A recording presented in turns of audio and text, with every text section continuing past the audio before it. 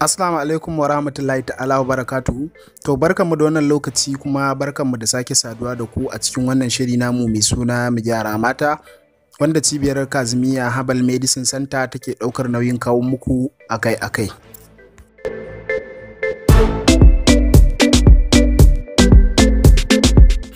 To kamar yadda muka saba mukan kawo bidiyoyi akan hanyoyi mafi sauki da za a yi amfani da su domin a magance wasu matsaloli a gida ba tare da an sha wata wahala ba.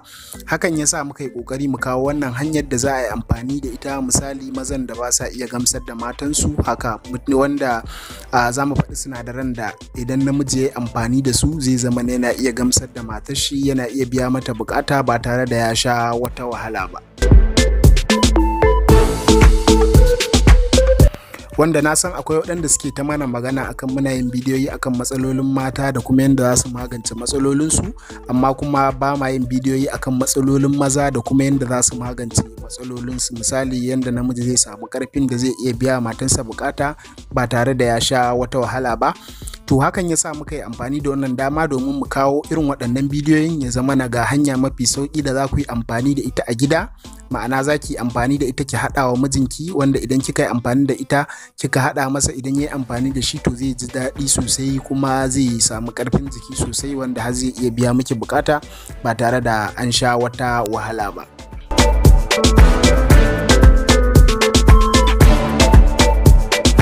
Amma kafin mu je gundarin bidiyon, muna roko idan wannan shine zuwan ku na farko wannan tasha din, da ku danna mana alaman subscribe gashi na a ƙasa da jan rubutu, sannan kuma ku danna mana alaman ƙararrawar sanarwa domin samun sababbin shirye-shiryen mu da zarar mun samu lokaci. To mu je gundarin bidiyon kai tsaye.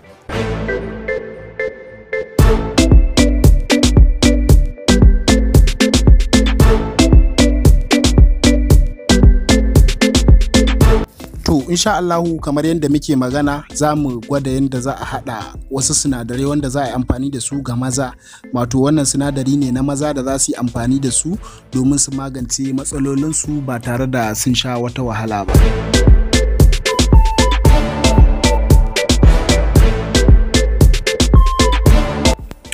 To idan kana so ka haɗa wannan sinadaran, abubuwan da ake bukata ba wasu abubuwa ne masu wahala ba.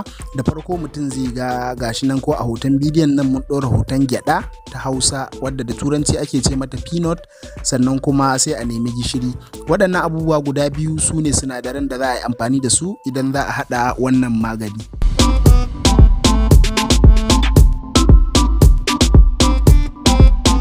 To yanda za a haɗa wannan sinadarin shine za a nemi gyaɗa kamar yadda gashi nan kun ga hotonta. To za a nemi gyaɗa kamar wannan adadin da kuka ga a wannan gurin. Shi wannan adadi ina ga bai wuce adadin gwangwani ɗaya ba. To za a nemi gyaɗa kamar adadin gwangwani ɗaya. Idan aka nemi gyaɗa kamar adadin gwangwani ɗaya, so shi kuma gishirin da za a yi amfani da shi kamar cokali ɗaya ma zai yi. Wanda wannan abinci ne za a yi amfani da shi, wanda kuma magani ne, tunda da yawa akwai magungunan da a abincin mu suke, wanda idan muka ci za su mana magungunan matsalolin mu da yawa.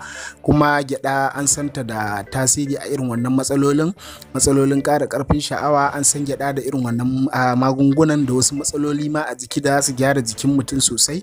An san gyada da irin wannan tasirin a wannan, kuma wannan sinadari maza da mata ma za su iya amfani da shi.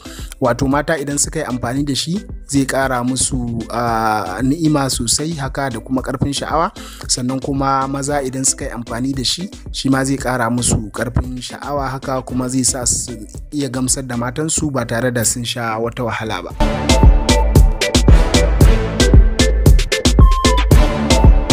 To yanda za a haɗa shi ne, idan an samu wannan gyaɗar to za a samu blender wadda za ki iya malkaɗa abu, wadda ke malkaɗa kayan miya ko kuma wadda ke wani abu. Idan ma kuma da yawa za a iya kaiwa a niƙo shi. Idan aka samu sai a zuba a blender kamar adadin gwangwanin nan, sai a samu blender nan a zuba. Idan aka zuba a cikin blender nan sai a ɗebi gishiri kamar cokali ɗaya sai a barbaɗa akan gyaɗan nan. So idan aka barbaɗa gishiri kamar cokali ɗaya akan gyaɗan nan, so sai a yi blending ɗinta sosai, ya zama na an malkaɗa ta sosai, an malkaɗa ta har ta malkaɗu yanda ake so, sannan kuma sai a sauke ta a juye ta.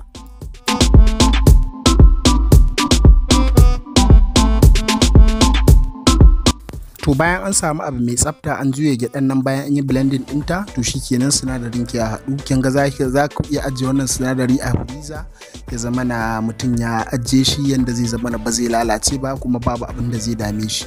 So yanda za a yi amfani da shi shine kafin a kwanta bacci za a ɗebi cokali 2 sai a sha. Shi namiji zai iya ɗiban cokali 2 kafin a kwanta bacci ya sha, ko ita ma mace kuma za ta iya ɗiban cokali 2 ta sha kafin su kwanta bacci, wanda insha Allah in dai suka sha wannan kin ga mace ke zaki iya amfani da shi ki sha cokali 2 da safe ki sha cokali 2 da yamma. Shi ma namiji zai iya amfani da shi ya sha cokali 2 da safe ya sha cokali 2 da yamma, wanda insha Allah in dai yayi amfani da wannan sinadari to in dai wata ma'amala ta hada ta auratayya to zai ziga ya samu sauki a matsalolin da ake fama da su na rashin gamsar da mata.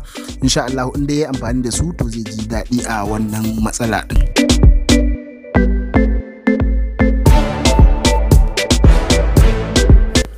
Ci gaba da kasancewa da wannan tasha ta mu ta mu gyara mata domin samun sababbin shirye-shiryenmu da zarar mun samu lokaci. Kada ku manta idan har wannan bidiyo ya burge ku to muna roƙo da ku danna mana alamar like.